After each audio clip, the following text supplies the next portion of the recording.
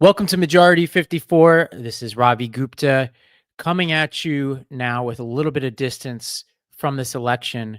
And what we're going to do in this episode is focus less on what the coming Trump administration is going to do, who they've picked, et cetera. We have plenty of time to do that between now and the inauguration, but instead continue the conversation about what exactly happened last Tuesday, what forces were at play, what reasons can we glean, why we lost so many voters that we needed, and most importantly, chart a way forward, both as a party, but as individuals and as a podcast.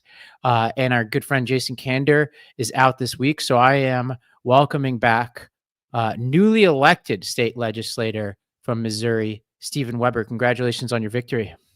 Thanks, Ravi. I'm excited to be representing Central Missouri in the state Senate and excited to be back. I think my fourth time on the podcast, so I'm excited to be here. Yes, sir. Well, what I want to do here today is continue the conversation that Jason and I started last week, and in particular talk about what we can know for sure. I want to start with just like hard data about what we can reasonably say is absolutely true about what happened on Tuesday, and then kind of move in to increasingly speculative and opinion territory as we go on here. And for the audience's sake, I'm sure a lot of people in the audience are exhausted by the finger pointing and the blame game and all of that. And I want to try to be as solutions oriented as possible in this conversation.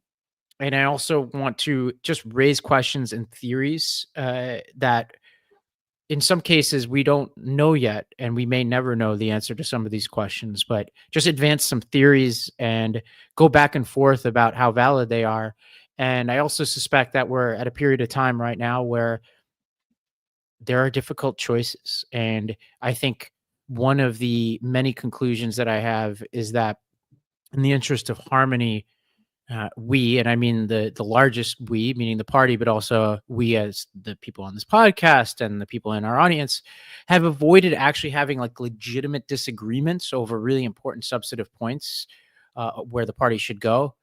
And in some cases, that has bred bad ideas because we've wanted to be collegial, et cetera.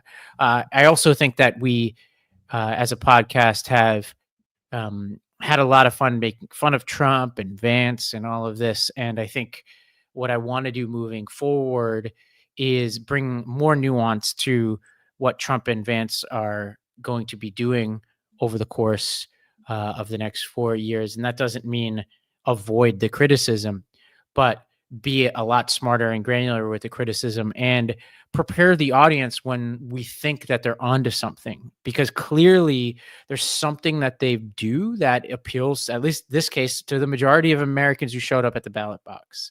And I think it would be simplistic if on this podcast we just constantly make fun of Trump, Vance, Republicans. I want to be much more fine-tuned about that. So I'll pause there, Stephen, to see if that agenda works for you. Yeah, it's a lot easier to make fun of JD Vance than it is to take a serious look at what happened. But you're right; it's way more important. And I think your emphasis on the spirit of like figuring out what actually happened and not assigning blame out of anger, but out of a desire to make progress and to change things going forward is really important. And I hope people, social media does not lend itself to that being done very well. But hopefully, as many people as possible can ingest this in a way that says this is not about saying, hey, screw you, it's your fault for this. It's about how do we make sure in 2026 and 2028 this doesn't happen again. Exactly. And a couple ground rules here for this discussion, some of which I think I might have mentioned last week. Number one is these elections, I think, lend themselves to simplistic explanations where everything Harris and the Democrats did was wrong and everything that Trump did was right. I hear people in my life saying, so many of these people voted for Trump, they must like him, so we need to tone down the rhetoric on him. And that could be actually the right answer to the question, but it's not a given because, I was having a back and forth with a friend of mine over the weekend who was like, the rhetoric was getting extreme. And I was like, I'm sure there is some rhetoric out there that is extreme and I've seen a lot of it, but I am not going to stop pointing out any extremism from Trump and any overstepping. Like a good example is when John Kelly said what he said about Trump. That's his own chief of staff. That's his.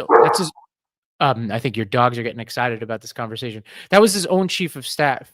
And so like, it's not on us to like pretend like Trump is some other person. And just because a majority of people voted for him doesn't mean that everybody loves him. Right. That's number one. And number two is not everything that Trump did led to this victory. There was a lot of horrendous behavior from him on the campaign trail. And I think his victory doesn't validate everything he did. And so we need to resist those kind of simple answers here, right? I think nuance is called for on both sides of the equation, both nuance when we examine ourselves, but nuance when we examine Trump.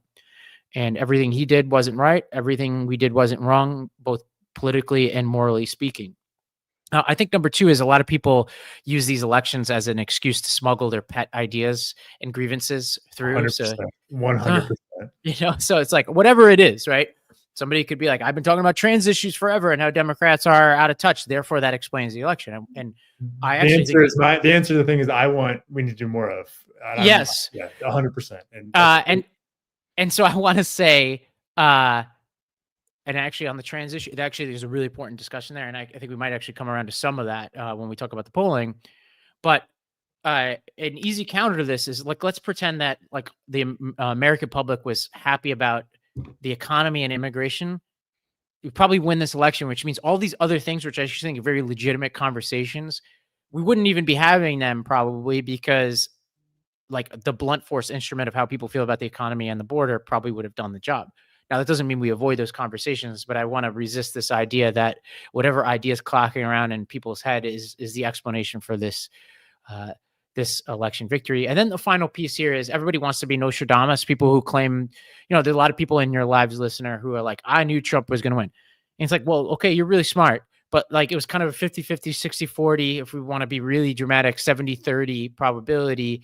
The idea that you could quote unquote predict that doesn't mean that we need to give you an award. A lot of people were predicting the 2022 wipeout for Democrats. Were wrong about that. A lot of people were predicting 2020 win for Trump, right? There are these people who are going to be in your communities. You might even be one of them, listener, who want to wear as a badge of honor that I'm not surprised that Trump won, etc. And that don't be annoying about it. Just like open your ears, open your eyes.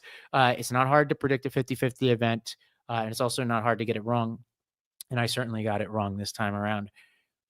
What's more helpful is actually going out there and saying, well, okay, what are like anything approaching scientifically valid ways of looking at the electorate? And I think that's a good way to segue into the prime discussion here, which is the best piece I've read coming out of the election is by this writer, Musa Al-Gharbi, who went through all the possible explanations for what happened in this election.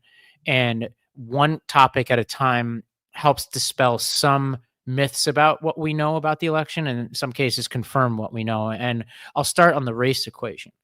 Garvey points out that actually it wasn't that like there was some kind of racist backlash necessarily against Harris, that it can explain the vast majority of the shifts that Democrats had problems with, but that in fact, it was the shift of Black and Latino voters that was the biggest problem Democrats had.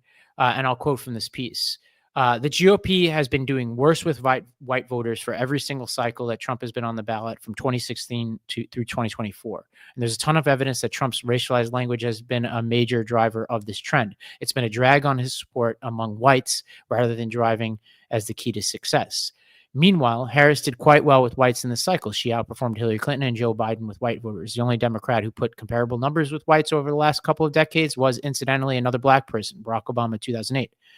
Exactly what one would expect if racism was driving electoral outcomes. Am I right? What's more, the whites who shifted most towards the Democrats over the course of Trump's tenure have been white men. It was dramatic shifts among white men that allowed Biden and Harris to win in 2020, even as they underperformed Hillary Clinton with Black, Hispanic, and Asian voters. And then she goes on to say Democrats' gains with white, or he goes on to describe that Democrats' gains with white voters were more than offset by losses among non-whites, men and women alike, and goes through and talks about Harris's underperformance with Black voters and Latino voters and Asian voters, and that it was the shifts from those populations to Trump, and in some cases, folks staying home, that cost Harris the election.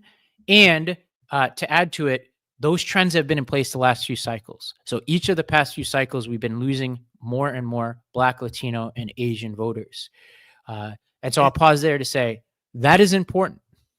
Well, and to tie back what you were saying, so for folks listening who like what Ravi's talking about is underperformance, a change from previous performance. That's not to say that voters of color is their fault by any means, or that the majority of Black men vote for Kamala. Yeah, like, and let me underscore. This is not a we're blaming. This is a how do we understand why groups are voting differently in percentage wise, not in the majority, but in the percentage wise, the margins are changing, and they're moving in a direction that we would not predict and we didn't think was going to happen, and is hurting the things that we care about.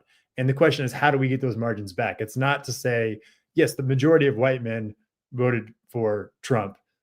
So this is not to say that the fact that more Black men voted for Trump is the but it's how do we change that shifting narrative? So I want to be super clear, folks who are listening. Like, this is about stopping that, not about assigning blame to anybody for how this happened. Let me underline that because it's quite the contrary. Like what I would hope we would get out of this conversation is, well, let's listen better. Like why would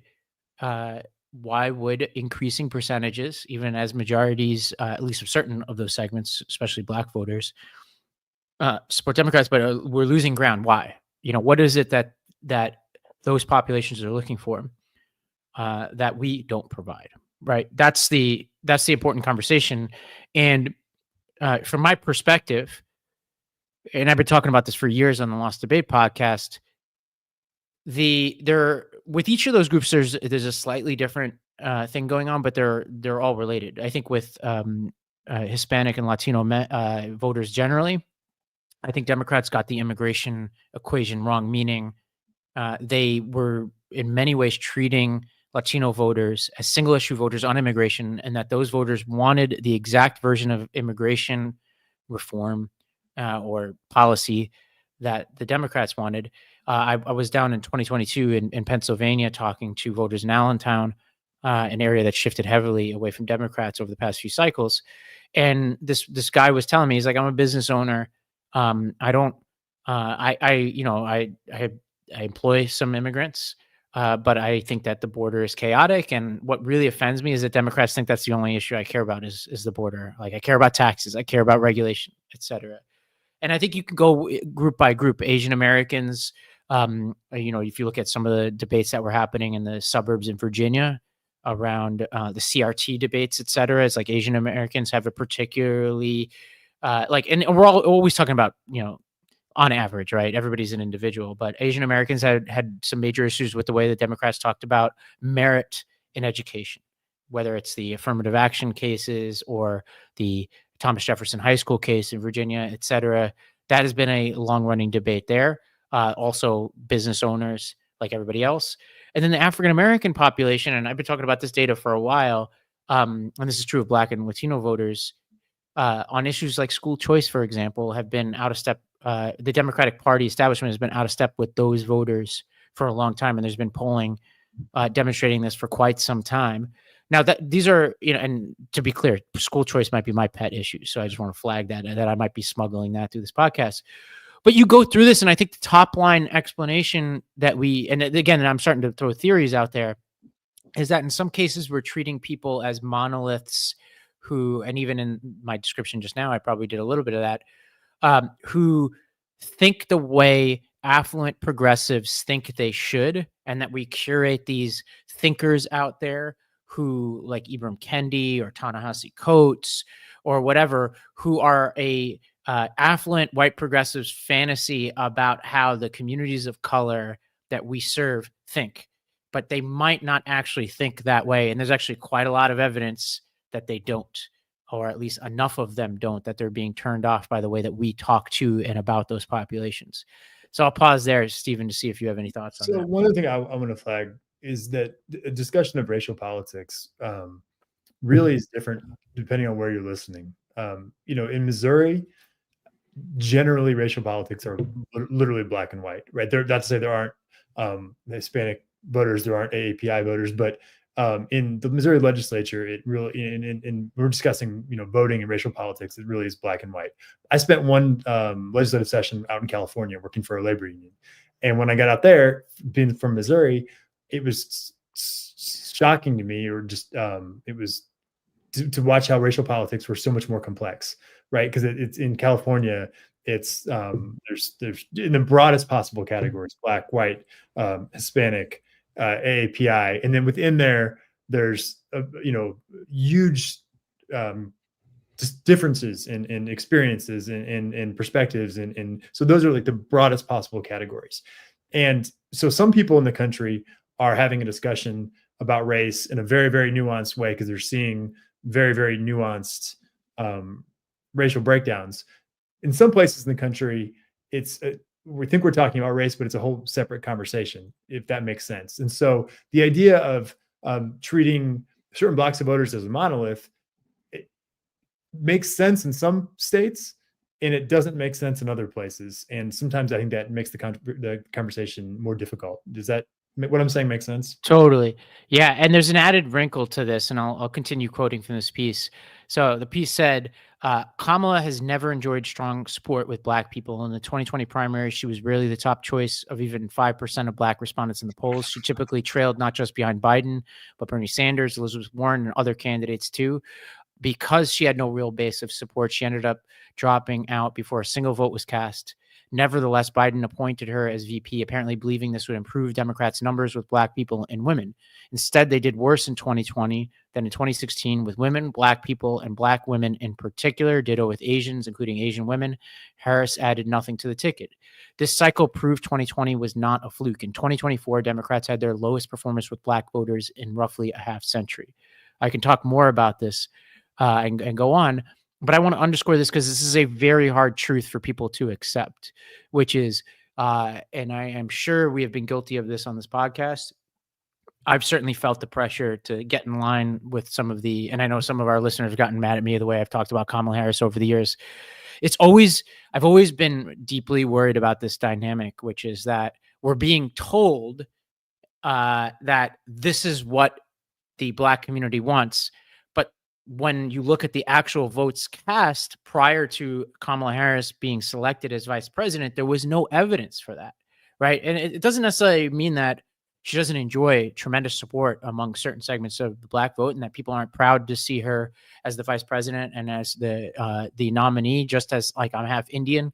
And certainly that was something that was exciting for me. But I think these are the kind of hard truths that we need to wrestle with, because in the future, we're going to have conversations about, well, what if we pick the person who's like this or like that, et cetera. And I think if we rerun the tape and we do this again, we need to look to a little bit more complex explanations for what the voters might want than, hey, this person is the identity of the population that we're trying to appeal to. Therefore, let's pick a person of that identity, and that's what they will want. Because there's some evidence that that's not actually working out for us very well here. It turns out there's not a cheat code. Like yes. There's not a cheat code. There's not a one, oh, we do this, and the Democratic Party has successfully addressed the concerns of group X, right? Like there's not a one thing or one simple solution that can be done. I remember when I was chair of the Missouri Democratic Party in 2017 and 2018, so right after Trump won the first time. And I was doing these different press tours. I did one on healthcare. I did one for a Farmers Bill of Rights. And the reason I did a Farmers Bill of Rights is because I wanted to go out to rural Missouri, and I wanted farmers to know I was talking specifically to them, and not to a broader group, but specifically to them.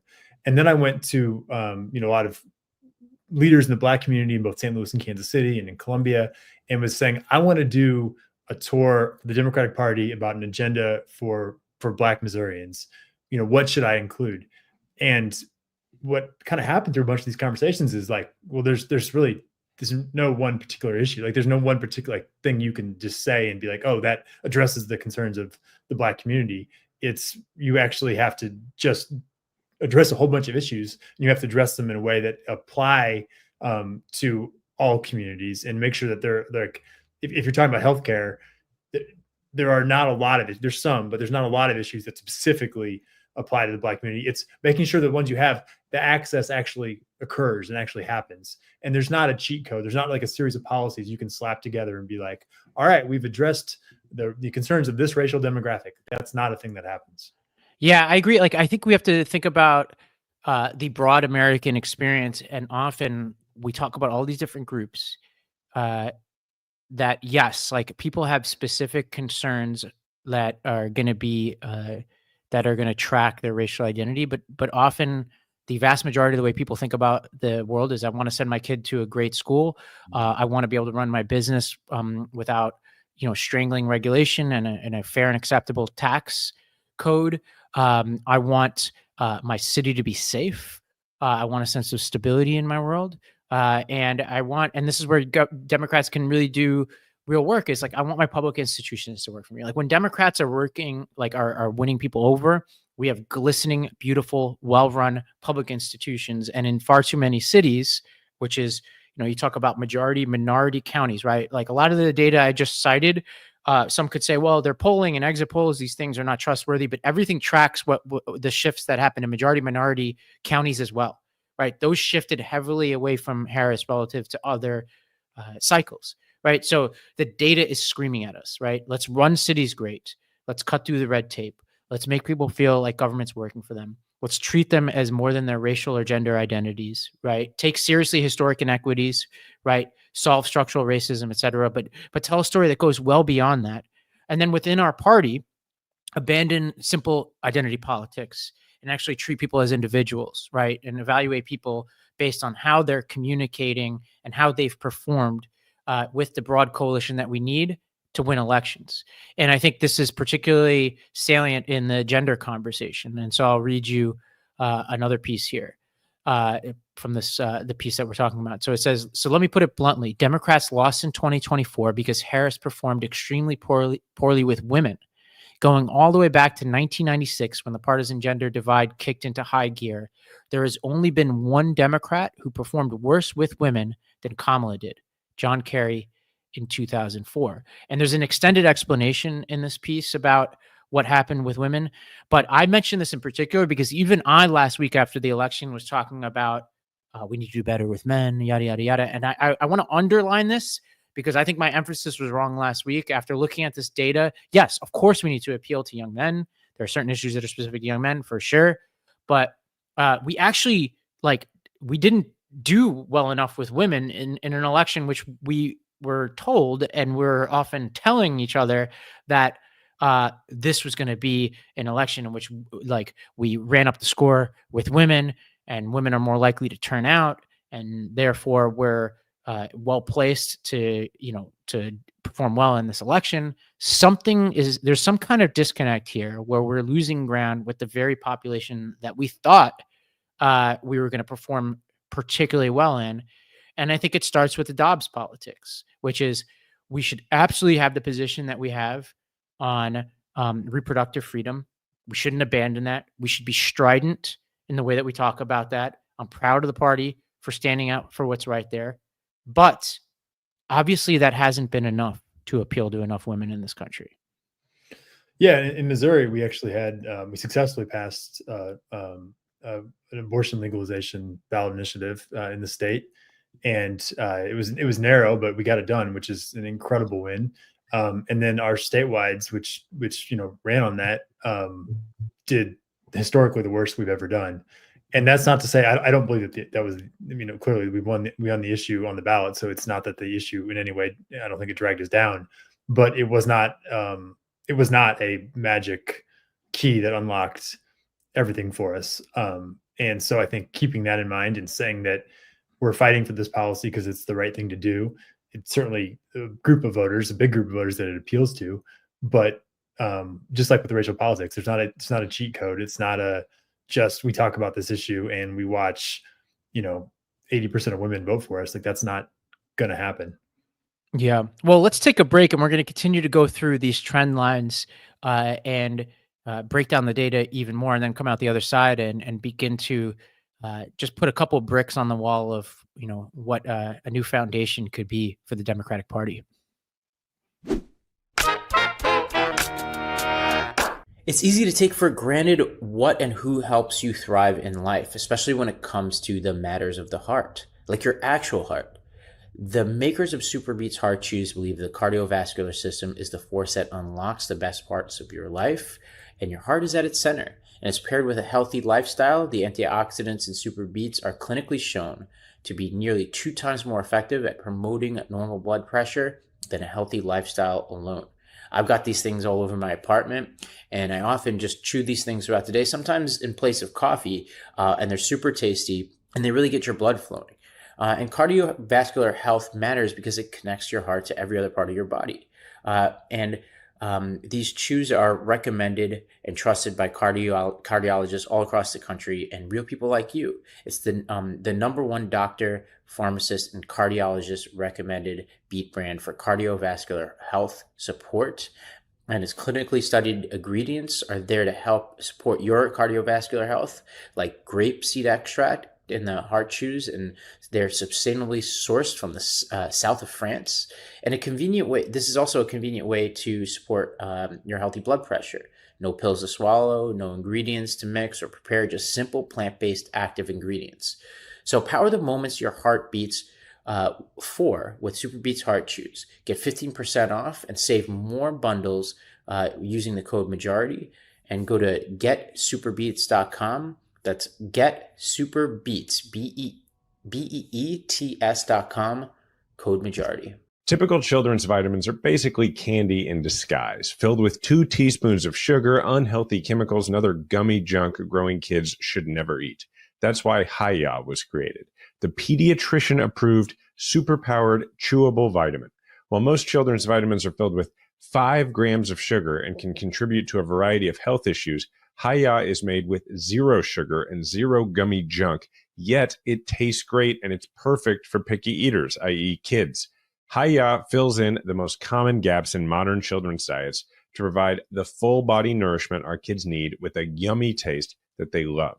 Formulated with the help of nutritional experts, Hiya is pressed with a blend of 12 organic fruits and veggies, then supercharged with 15 essential vitamins and minerals, including vitamin D, B12, C, zinc, folate, and many others to help support immunity, energy, brain function, mood, concentration, teeth, bones, and more.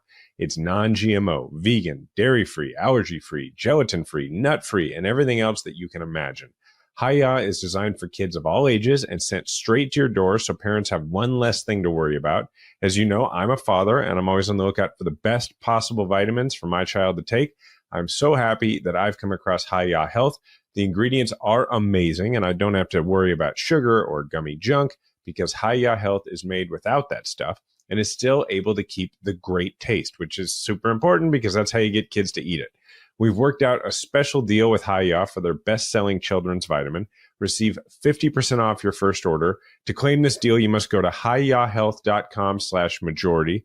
This deal is not available on the regular website. Go to hiyahealth.com/majority and get your kids the full body nourishment that they need to grow into healthy adults. The holiday season is about reconnecting, from festive gatherings with friends to special moments with family, and many of us love the opportunity to dress up, wanting to look and feel our best for the celebrations. But with the colder weather and the stress of the season, your hair can take a hit. That's why now is the perfect time to start Nutrafol. Nutrafol is the #1 dermatologist recommended hair growth supplement brand, trusted by over 1 million people. See thicker, stronger, faster growing hair with less shedding in just 3 to 6 months with Nutrafol. Thinning hair is different for men and women, so one size fits all approach to hair growth doesn't cut it. Nutrafol has multiple formulas for men and women that are tailored to different life stages, and you can get just about what you need. With Nutrafol's subscription, building a hair growth routine is simple. You can purchase it online, no prescription required, and automated deliveries and free shipping keep you on track. Plus, you can save up to 20%, and you'll have access to free naturopathic doctor consults, and a Headspace membership is also included with it. So the cold, dry air of winter can be unforgiving, but your hair doesn't have to suffer. For a limited time, Nutrafol is offering our listeners $10 off your first month's subscription and free shipping when you go to Nutrafol.com and enter the promo code MAJORITY. Find out why over 4,500 healthcare professionals and stylists recommend Nutrafol for healthier hair. Nutrafol.com, that spells Nutrafol.com, promo code MAJORITY. That's Nutrafol.com, promo code MAJORITY. All right, let's recap so far where we've been, which is we're kind of knocking down some myths that we've been telling ourselves over the years. Myth number one is that the sort of the issue that we have is just like racist whites who are appealing, like Trump is appealing more and more to them, and this country is somehow getting more racist. Well, we learned that, a lot of our backsliding is happening with communities of color, right? So the simplistic explanation that, it's all about racism can't be possibly true. The second is this myth out there coming out of the election, which is that this is largely a problem with young men, right? Like we do have a problem with young men, but as that data suggests, we also have a general problem with losing women within our coalition. Now, let's keep going here. There's another myth out there that I would say hasn't been as true in this election cycle, but we've been telling ourselves for a long time, which is, it's just a bunch of old people clinging to their privilege. And as the country gets younger, it'll get more democratic, right? Well, I've got some bad news for you. The biggest shift that occurred over the last two election cycles has been with voters under 44. Democrats have been losing ground with Americans 30 to 44 since 2016. They've shifted 9 percentage points towards the GOP since Trump's first run. And the Democrats' margins with Americans under 30 shifted even more. Their margins fell by more than half since 2020. And overall, these voters shifted 7 percentage points towards the GOP since the first time Trump was on the ballot. In contrast, Americans 45 to 64 shifted only 2 percentage points towards the GOP over the same period. And Americans 65 and older shifted 7 percentage points towards the Democrats. So it's actually older voters that we're doing better with over time, and the younger voters we're doing worse with. Yeah, and it's shocking to me just as I'm 41, so I'm right in the middle of that demographic that you described that has been switching more to Trump. And I just grew up with the Iraq War and with the Great Recession and all this stuff. So it's really, really hard for me to understand how so many of my peers age-wise would be moving in this direction. But to your point, like this is the exercise is figuring out like what exactly happened, not what narrative in our head makes us comfortable or what our anecdotal evidence is, or what our neighbor said, or something like that. So that's a pretty sobering number. And I always hate the idea of like, oh, future generations will save. Like that just feels like it's punting on your own responsibility. Yes. So I always hate it when people say that stuff like that. Well, the narrative, Stephen, we've all been saying and hearing for a long time is as the country gets more Latino, as the country gets younger, it's like this inevitability for Democrats. And we've taken for granted that those effects work in our favor. And there's a few others, unfortunately, listeners that we're going to hear that we're going to puncture a few more of those. And actually, the trends are against us now. For the record, when I was in college in 2002, 2003, there was a book called The Emerging Democratic Majority. And the whole idea was that as the country gets older, people are going to care more about Social Security and Medicare. And so they're going to vote Democrat for social safety program. Well, that could be going on, actually. Yeah. 20 years later. But yeah, it's let me speculate a little bit. I'm going to throw some theories out there, and listeners, to be clear, these are just theories, right? And we'll never really know fully what's going on here, but we need some theories because this will help us solve some of these issues. Number one is the younger you are, the less well off you are than the people who are the equivalent age that you were at that point. So whether it's the home ownership rates, the interest rates, the costs of homes, et cetera, the cost of college, like the country is just not working for you in the same way it did other generations. There's certainly that perception out there. Now, I've heard some people make arguments both ways with the data lately that in certain cases it's improving, but that's certainly been the narrative for a long time. And for sure, there are certain things like costs of healthcare, costs of housing, costs of college that are worse off than ever before. Two is where people get their news is very different. Like, so that older 60 plus is watching the network news more likely, reading the local newspaper. The younger you are, you're probably getting it from more alternative sources. You're probably more likely to listen to Rogan. You're more likely to listen to Call Her Daddy. You're more likely to look at TikTok probably listen to the Daily Wire podcasts, things like that. And Trump's strategy to largely, they did stuff with the traditional media, but they really went in with the alternative media. And as I've mentioned before, they've been doing this for a long time. And we've been talking on this podcast where it's not just Trump, but the Ben Shapiro types are appearing on the Rogan podcasts and the comedian podcasts and things like this. And I think what Democrats have done is play a very traditional game where we're worried about what the White House press corps is thinking and what the New York Times editorial board is thinking, and even like what Fox News and the Wall Street Journal editorial board is thinking. Whereas a lot of these right-wing media figures have been, in part because of some of the dynamics that play in the left, but have really had an opening with the comedians, the fitness influencers, the podcasters, all of these people, sports, right? Everything from Barstool Sports to Andrew Schultz to Joe Rogan. And that world has been way more cozy with the right-wing sort of political establishment than with Democrats, in part because because of like our litmus tests around things people have said or done, have said, no, that you can't go on and validate people because of their views or things that they've said. And I think we have to very much revisit that strategy. It is time because we are forfeiting huge venues for conversations out there that are happening in large volume that we're not a part of. Those are just two theories. That's a really good point. So, three theories. Maybe.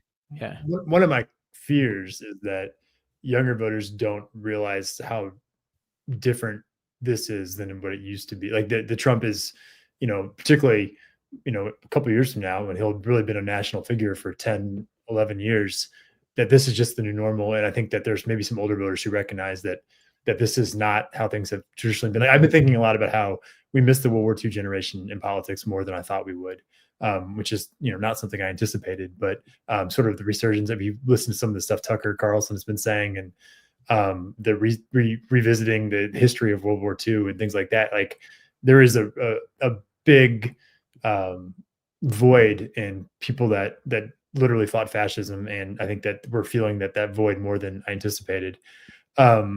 To your point about, you and I talked actually, I think the week before the election about whether Kamala should go on Rogan. And I think we both said that she should, even if he was being unreasonable. Like that wasn't the point. The point was winning the election. Right. And your point is really well taken about showing up on places. Like, look, I'll be honest. Like I'm a 41-year-old white straight male politician who, runs for about, like, having a discussion about race and gender voting in the Democratic Party is not a comfortable thing to do. It's not, what I want to do. But it's something that we have to do in order to try to make progress and try to fix things. So similarly, going on a podcast with somebody who, has questionable views or something, like, we need it's not about that person. It's about reaching the audience and converting folks into believing and being voters for us. Yeah, basically we're simulating the conversations that used to happen out in communities, right? Everybody listening to this podcast has an uncle, an aunt, a grandfather, or even a previous version of themselves that says a lot of the things that these podcasters have said before. And somehow we've gotten stuck in this place where we don't go on these forums because of either the worst thing that they said or even the things that they say regularly. And we can't have those litmus tests anymore, right? We can't portray ourselves as holier than thou because our communities are not like that. Our communities are complicated places where people say all kinds of things. And we can't clutch our pearls and be like, oh my God, this person said whatever, right? And in some cases, the litmus tests that we're trying to use on people are litmus tests that even Obama in 2008 wouldn't have passed. I was about to bring that up. I have you seen some of the clips going around with him talking about immigration and stuff in 2008? Not to mention the clips of Bill Clinton back in the 90s when he was State of the Union. But 2008, Barack Obama was campaigning on people have to learn English in order to come to this country. Like that's the thing he said. Obviously he was against same-sex marriage in 2008. And I don't say this to slam Barack Obama in any way. I have a ton of reverence for him. And I think that he certainly doesn't hold those positions today. But if we had all jumped on him in 2008 and said, like, that's it, you're done, like, he wouldn't have grown as a person, he wouldn't have evolved as a politician, and we wouldn't have got the outcome we wanted. So people do grow and do change. And even if they don't grow and change, if they agree with you on 90% of things and they disagree with you on 10% of things, you and I disagree probably for certainly on school choice in certain ways. But we, that's not okay, we're out of the coalition now because we don't see eye to eye on one issue. Like we have to be better than that, or we have to be more welcoming than that. Well, another myth out there, Stephen, and it's amazing how many of these there are, is that this was some kind of, this was the billionaires and the wealthy people buying the election and standing behind another rich person in Trump. And it was about Elon and all these people, and Mark Andreessen, Sheldon Adelson stepping in and buying the election. Well, number one, and people could read the fine print on this, but Democrats raised more money from billionaires when you count the PACs than the Republicans did. And second, when you look at income, the picture is particularly bad. Wealthy voters shifted even further towards Democrats this cycle than they did in 2020, which is a pretty significant feat given that they were pretty much with us before on average, right? And I just mentioned billionaires, but Harris was a clear choice for voters with six-figure salaries or higher, while Trump won the people earning less than $50,000 a year. Democrats performed better with affluent Americans than any other income bloc. So we are increasingly heading in that direction. And Stephen, I think this gets to why we have to be careful about caricaturing things like Trump's policy on not taxing tips, not taxing overtime, the student loan debate. When it was happening here, I came on the podcast and some people got mad at me. There was a baker in Kansas. I hope you're still in our audience, who got mad at me when I was talking about some program at Kansas. I forget what the detail there was, but I was saying at the time that college degrees are things that more elite people have. I have a few of them. You have at least one, from what I understand, from maybe a few. And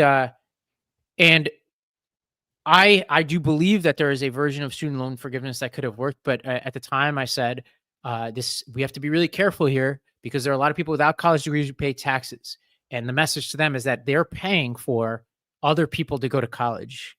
And I don't think that we got that messaging right. And I think by and large, we're missing huge segments of society, and we have to look ourselves in the mirror and be honest.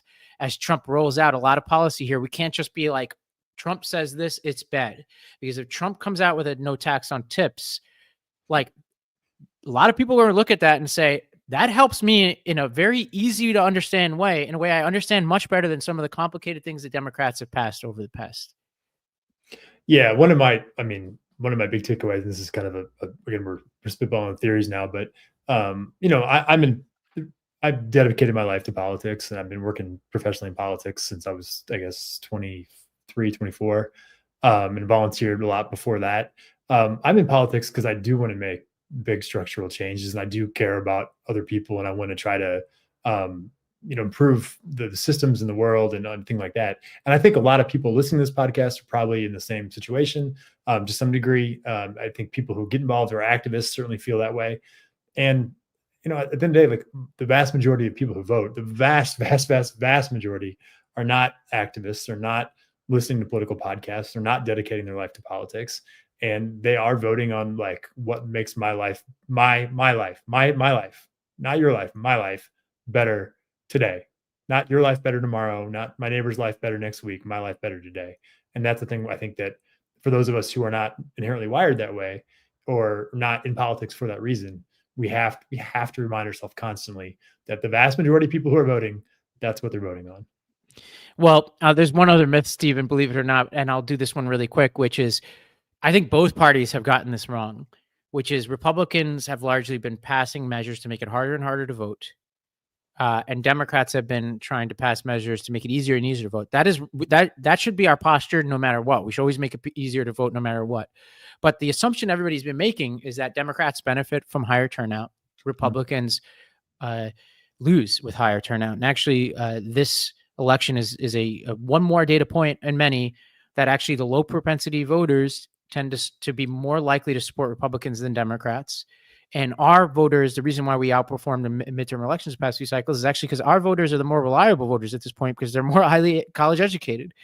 And so now what do we do with that is a lot trickier than some of the other things that we talked about. And so we don't really need to go into it, but it's just something really important. And actually, it's actually easier for the Republicans to to deal with that data point, which is they should just stop making it harder to vote because it just help their people better. And I'm sure we would support that because we're good people. But it's like, it's kind of crazy that the posture up until now has been Republicans trying to stop people from voting when their people are the low propensity voters, and Democrats have been fighting hard to make it easier to vote.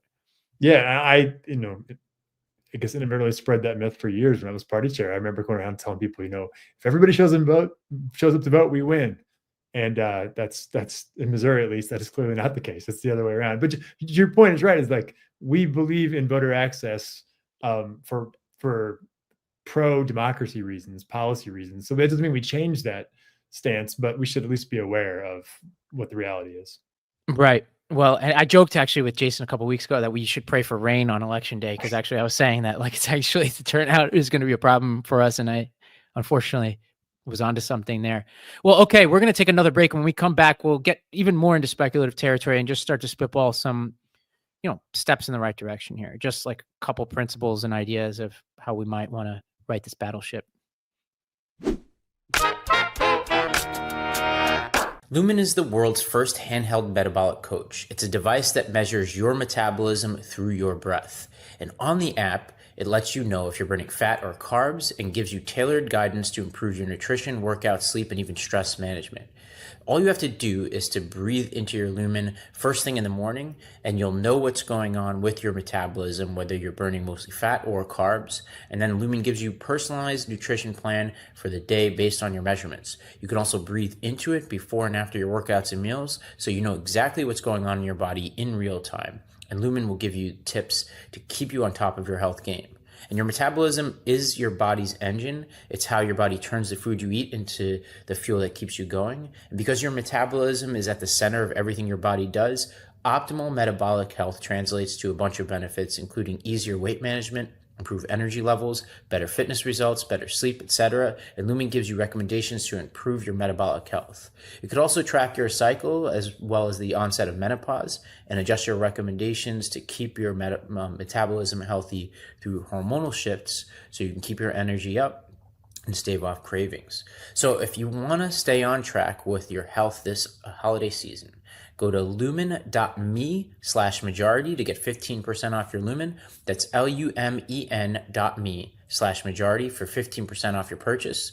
Lumen makes a great gift too. Thank you, Lumen, for sponsoring this episode. As the crisp fall air rolls in and the leaves begin to change, don't rely on pumpkin to spice up your life. Embrace the natural power of cannabis this fall with Via. Whether you're lounging by the fire or exploring new adventures, Via's premium, federally legal cannabis products are your perfect companion. Farmed and crafted with care in the U.S. and trusted by over 500,000 customers, Via has a product for everyone. Via is well known for their premium THCA flower grown indoors in state-of-the-art facilities and harvested at peak THCA levels to emphasize the natural aroma and flavor. Via is constantly adding new strains to its website every week, as they're always receiving fresh new strains from their independent farms harvest. The THCA flower strains are grown with care and rigorously tested to ensure the highest quality, free from harsh pesticides or nasty chemicals. Via just launched their high THCA flower in 7-gram and 28-gram bags and brand new flavors for the THCA vape line, so you have more options than ever to blaze your own trail. Via is also well renowned for their award-winning THC and THC-free gummies and vapes, soothing topicals, and calming drops, all crafted with the highest quality hemp sourced from trusted, independently owned American farms. And the best part is that Via legally ships to nearly all states in the U.S. in discreet packaging directly to your door with worry-free guarantees, no medical card required. So if you're 23 plus, check out the link in Via's description, in our description, for 15% off. And I have to say, I just got through all these descriptions, right? I love this stuff. I've been cutting down alcohol significantly in my life, and I've replaced it in part with some of these Via THC gummies. I took some the other day, watched a movie, and it was awesome. They give you this box that's got all sorts of cool stuff in it. I was talking to Jason about it. It's like, this was one of those game-changing sponsors where I'm like, okay, this is exactly what I've been looking for in my life. I've been starting to experiment with different types of gummies, and they just give you all kinds of options, and they do a really good job of describing, well, this is what you want to take before you go to sleep. This is what you want to kind of take before you watch a movie. This is what you might want to take in the morning, right? Lots of different options. I love it. Unlock the power of nature with Via's organic and vegan hemp extracts, perfect for relaxation and rejuvenation. Via is the only lifestyle hemp brand. They use compounds found in hemp. And if you're 21 plus, check out the link in Via in our description and use the code majority to receive 15% off. So use the code majority. And after your purchase, they ask you how you heard about them. Please support the show by telling them that we sent you. This fall, enhance your everyday with Via. If you're dealing with a lot of stress, these feelings don't just disappear at bedtime. Trouble falling asleep, waking up in the middle of the night, or not feeling rested in the morning, these are all signs that your bedtime routine could use an upgrade. Calm can help you learn to de-stress and fall asleep faster so that you can get restful sleep every night. I need to tell you about my new favorite app, Calm. Calm is the #1 app for sleep and meditation, giving you the power to calm your mind and change your life. Calm knows that everyone faces unique challenges in their daily lives, and mental health isn't about a one-size-fits-all solution. That's why Calm offers a wide range of content to help you navigate life's ups and downs, with programs like meditations to help you work through anxiety and stress, boost your focus, build healthier habits, and take better care of your physical well-being. Sleep stories, sleep meditations, and calming music that'll help you drift off to restful sleep quickly and naturally. Grounding exercises if you're feeling overwhelmed. These short guided sessions use sensation, movement, and breath work to help you relax and reset. Expert-led talks designed to help you handle grief, improve self-esteem, care for relationships, and more. I use Calm a ton, and the sleep stories are my personal favorite, especially with this current political landscape. It is nice to have anything that helps you get to sleep and stay asleep. Calm puts the tools you need right in your pocket and can help you dedicate just a few minutes each day to live a happier, healthier life. Stress less, sleep more, and live better with Calm. For listeners of our show, Calm is offering an exclusive offer of 40% off a Calm premium subscription at calm.com/majority. Go to calm.com/majority for 40% off unlimited access to Calm's entire library. That's calm.com/majority.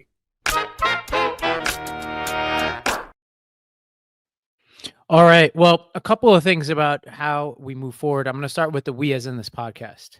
A couple big picture thoughts on how we can do this. Number one is less time and attention on what did Trump say, what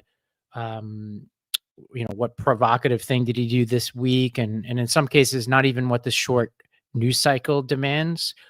Not that those things aren't important, but I look back and think about on this podcast that we're probably paying too much attention to the right clip and the right thing that happened that week, and not enough attention to larger trends and ideas, both within our coalition and on the other side. And so a related point here is we're going to be spending more time on ideas and cultural trends, both within and outside of politics, that are going to be important for us as we shape the future of the party. So what is Ben Shapiro saying about men? Who is Andrew Tate, and why is he a destructive force for young men? And why are increasing amounts of young men listening to stuff like that? What's happening at Barstool? What's happening on Rogan? And so there's like the online part of this, and then there's the within your communities part of this, which is what's the daily experiences of people of all different types of demographics, starting a business, having a family, affording college education, affording healthcare. What's going on with the shuttering of hospitals in rural communities? What's going on with the monopolization of hospital corporations, right? So everything from ideas to culture, both at the ground level out in communities all across this country, but also what's happening online, which is, I was saying this to somebody from the administration, the Biden administration, who called me the other day, who's like, I need to just get out there in the communities and experience more of life out there. And I was like, yes, you do. But remember, the people in those communities are also staring at their screens, right? So that is an American phenomenon. So we also need to adventure out into the internet too, into the corners of the internet where more and more people are congregating and communicating with each other, as we're also getting physically out there into communities. So Stephen, I'll pause there just to say, oh yeah, and then one more thing, which is more combative, not for the sake of being combative, but really in the realm of ideas, right? We don't really get into the personal stuff, but starting to share, this is what another friend of ours in the podcast area or another candidate or whatever says, and actually why we think that could be wrong, right? Like having more of those debates out in front. I do a bit of this on the Lost Debate podcast pretty consistently, but I want to bring it more here because I know Jason and you and other guests have a lot to offer there, and give ourselves permission to disagree and even do it in some sharp ways, because I think we've avoided some tough conversations over the past few years. So those are just some ideas about how we're going to handle ourselves moving forward. Yeah, that sounds great. And there's people said for years, the internet's not real life, and but it kind of is real life, right? Like, Yeah, it's not everything, but it's not nothing either. And that makes a huge impact. Analyzing this stuff is always difficult. Like I watch a lot of sports, and I love watching sports. I think there's nothing America does better than its top quality sports analysis. Yes, it's crazy how granular it is. Oh, right away, there's like former people out there explaining blocking schemes, and if we explain policy half as well, it would be a game changer. But I'm always envious because they get to test their theories so often, right? They'll say, "Oh, this team needs to do better at this," and then there's another data point next week. And one of the challenging things about these presidential elections is that you only get a data point every 4 years, and they're so different that it's almost, I'm not going to say worthless to compare them, but like 2020, there's a pandemic going on. It's hard to compare even the way you campaign to 2020. And so you get very few data points. And so whatever happens in 4 years is going to be a completely different situation, different thing than we just experienced. And we can't be trying to just completely reverse engineer every past fight every battle that's already occurred. But it's about setting up good processes and some good principles that you can trust and rely on. Like, for example, I think, Democrats, simplicity, right? Like a simple policy that people understand is 1,000 times better than a perfectly complex policy they have no clue that. Just establishing principles and guidelines and things like that we're going to stick with for the next few years, because everything else is going to change around us. It always does. Yeah, and this is where when people watch Trump, like everybody's trained to either roll their eyes or be disgusted and alarmed by everything he does, and he certainly invites a lot of that. But one thing I want us to do as he rolls out some of these policies is say, well, the tax cuts on tips and the overtime stuff and all this is a good example. The Department of Government Efficiency, right? Wrap your head around why more of your neighbors are compelled by that than you are. And a good example, the Department of Government Efficiency is a good example. There is a version of it that could be a shit show, and it's not hard to write that story. Right. But you need to ask yourself, well, the people around you, and this is certainly true in New York, a lot of the people in my life are like, they really are frustrated with the complexity and the sheer unfairness of government regulation in their lives, like trying to start a business and getting the consultant to get the permit to the permit to the permit. They look at a federal regulatory ledger that's 140 plus thousand pages, and they think that's unreasonable. And so that gives an opening for Vivek Ramaswamy and Elon Musk to come in and say, I'm going to make life easier for you. Now, whether they do that or not is also our responsibility to hold them to. But we can't dismiss the question being asked, because I think too often Democrats do, and the sheer villainy and caricatures that we're seeing on the other side make it easy to be like, oh, like, and we've been making fun of Vivek for a long time, and I certainly have no love lost for Elon, but we can't sidestep the questions being asked, and we can't dismiss the questions being asked, because often our neighbors are asking them, and sometimes we should be asking them too. Yeah, I think that the no tax and tip thing is a perfect example, because I don't believe Donald Trump cares at all about the plight of servers and or anybody who works for tips in America.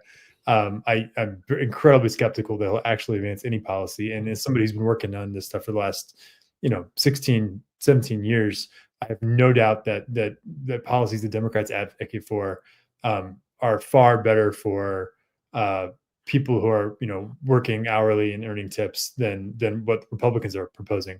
But if the Democrats had proposed it, we could easily have seen it be like, oh, we're going to do a refundable tax credit, or we're going to the first $15,000 yeah. are going to be deferred, or you get a credit, or you get a deduction, or you get a, and he was just like, no tax on tips. Yeah. And I don't believe he's actually going to do anything to make people's lives better.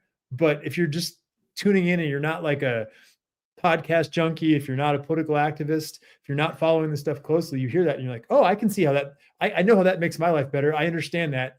And I think that's a really important lesson, like, that we need to take from this.